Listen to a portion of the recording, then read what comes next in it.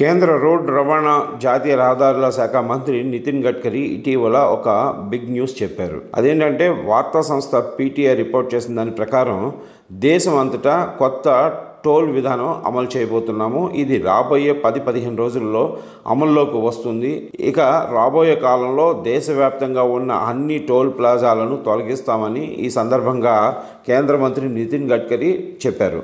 అసలు ఈ కొత్త టోల్ విధానం ఏంటంటే, కేంద్ర మంత్రి నితిన్ గడ్కరీ ఏప్రిల్ 14న ఒక కార్యక్రమంలో పాల్గొని చెప్పారు.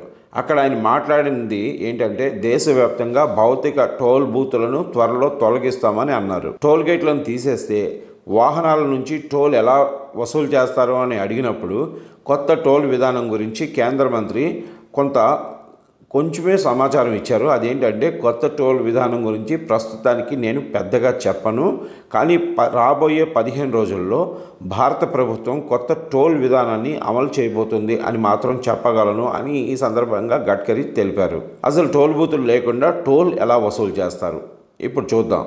దేశంలో కొత్త టోల్ పాలసీ అమల్లోకి వచ్చిన తర్వాత ఉపగ్రహ ట్రాకింగ్ సిస్టమ్ ద్వారా ఆటోమేటిక్గా టోల్ కట్ అవుతుంది అని గడ్కరీ చెప్పారని పీటీఐ నివేదించింది. ఉపగ్రహ ట్రాకింగ్ వ్యవస్థ గురించి కూడా కేంద్ర మంత్రి ఒక విషయం చెప్పారు. హైవే మీదకు వచ్చిన వాహనం నంబర్ ప్లేట్ను ఉపగ్రహం ద్వారా గుర్తిస్తారని, ఆ తర్వాత టోల్ రుసుము ఆటోమేటిక్గా అకౌంట్ నుంచి కట్ అవుతుందని కేంద్ర మంత్రి చెప్పారు. ఈ కొత్త వ్యవస్థ వల్ల మాన్యువల్ టోల్ వసూలు అవసరం ఉండదు. దేశంలోని రహదారి మౌలిక సదుపాయాల గురించి కేంద్ర రహదారి రవాణా శాఖ మంత్రి కాస్త గొప్పగా చెప్పారు. రాబోయే 2 ఏళ్లలో భారతదేశ రహదారి మౌలిక సదుపాయాలు అమెరికాలోని మౌలిక సదుపాయాల కంటే మెరుగ్గా ఉంటాయని అన్నారు. ముంబై గోవా హైవే గురించి మాట్లాడిన గడ్కరీ ఈ ఏడాది జూన్ నాటికి ఆ జాతీయ రహదారి పనులు సంపూర్ణంగా పూర్తవుతాయి అని చెప్పారు.